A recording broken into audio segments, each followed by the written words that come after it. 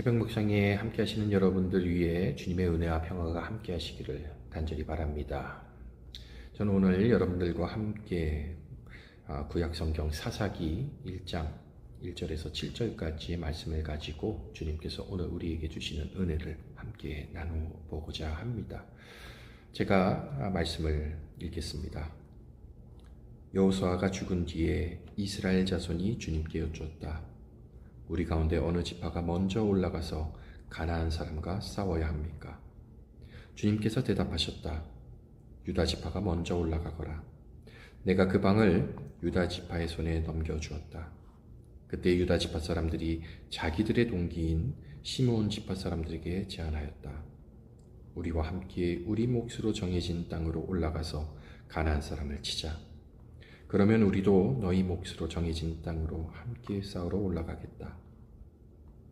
그리하여 시므온 지파가 유다 지파와 함께 진군하였다.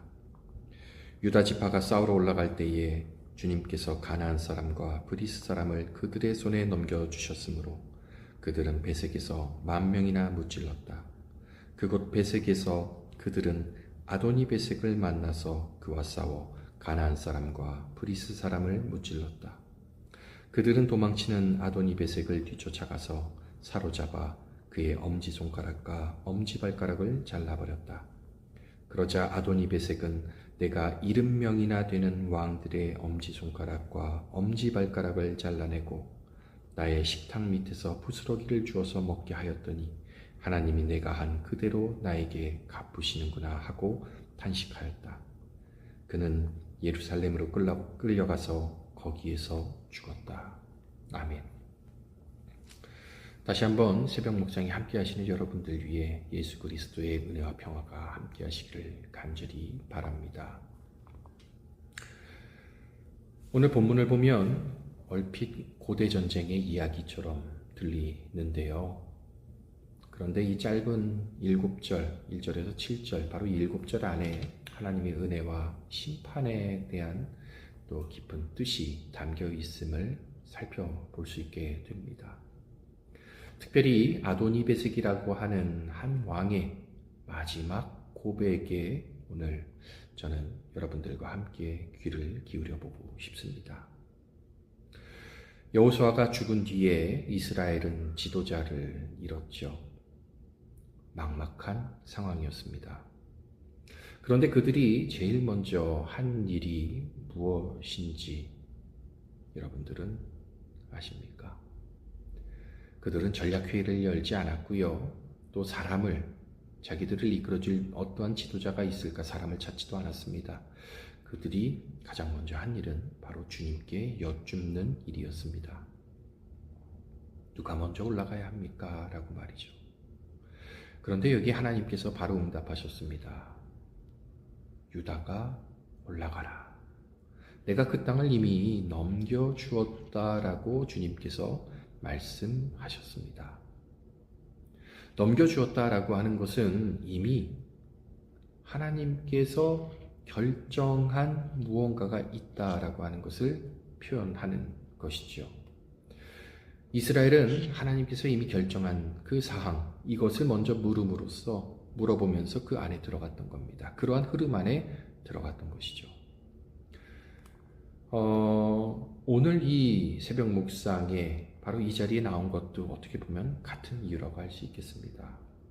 우리가 하나님께 먼저 여쭙고 나아가고자 하는 그 의미이겠죠.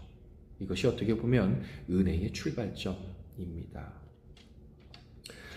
아도니베섹이라고 하는 인물이 오늘 본문 안에 나오는데 그의 이름은 어떻게 보면 베색의 주인이라고 하는 그런 뜻을 담고 있습니다. 그는 강력한 왕이었습니다. 그런데 그가 패배해서 붙잡혔을 때 그의 손과 발에 엄지가 잘리게 되죠. 그런데 이것은 단순한 보복이 아니었습니다. 당시 고대 근동에서의 엄지손가락을 이렇게 자르는 의미는 그 사람이 다시는 전사로서 칼을 잡지 못하게끔 하는 그 능력을 완전히 박탈하는 행위입니다. 바로 그때 아도니베섹이 무엇라고 이야기합니까? 놀랍게도 그는 하나님을 인정합니다. 하나님이 내가 한 대로 하나님께서 나에게 갚으시는구나. 그는 사실 그 전에 자기 자신이 70명이나 되는 그 왕들에게 똑같이 했었습니다. 바로 그 사실을 하나님을 알고 계셨던 것이죠. 자신이 뿌린 것을 자신이 거두고 있다라고 하는 것을 깨닫고 있었던 거죠. 이것은 공의로운 하나님 앞에서의 어떻게 보면 아도니베섹의 자기 고백입니다. 자, 이 아도니베섹의 고백을 우리 다시 한번 살펴볼까요? 그는 그 순간 원망하지 않았습니다. 항의하지도 않습니다. 오히려 하나님의 공의를 인정하는 자세를 취합니다. 우리의 각자의 삶을 한번 되돌아볼까요? 우리가 하나님 앞에 내세울 수 있는 것이 뭐가 있겠죠? 아도니베섹처럼 우리가 살아온 그 삶의 열매를 마주하는 순간들이 언젠가 오게 될 텐데요.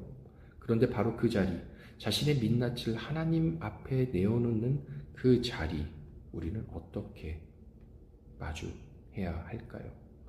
그런데 그 자리가 어떻게 보면 은혜가 시작되는 자리이기도 합니다.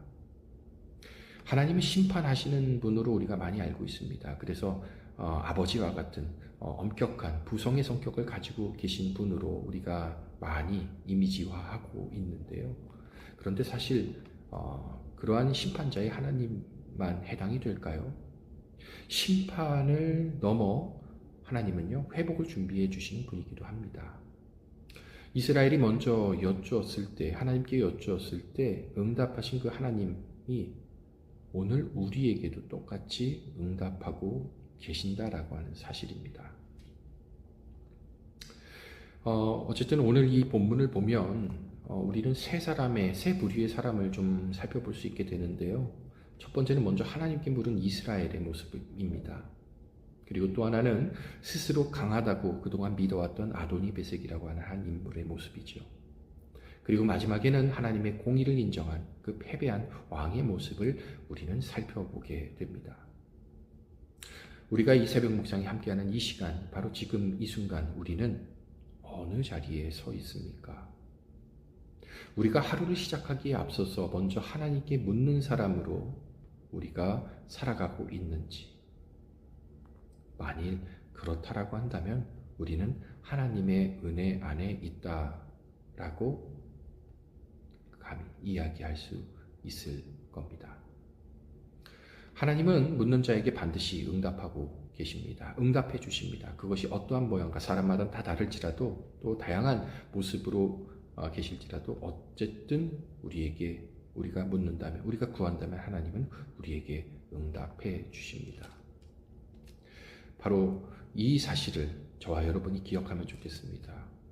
하나님께 물어가며 하나님의 뜻이 어디 있는지 물어가며 나아가는 저와 여러분들 되시기를 주님의 이름으로 간절히 바랍니다. 잠시 기도하겠습니다. 주님 감사합니다. 오늘 하루도 저희들이 새벽 묵상할 수 있는 이 시간을 허락하여 주시고 인도하여 주시니 감사드립니다. 우리가 언제나 늘 주님께 묻고 주님의 뜻을 구하는 자로 살아가게 하여 주시옵소서. 예수 그리스도 이름으로 기도드립니다. 아멘.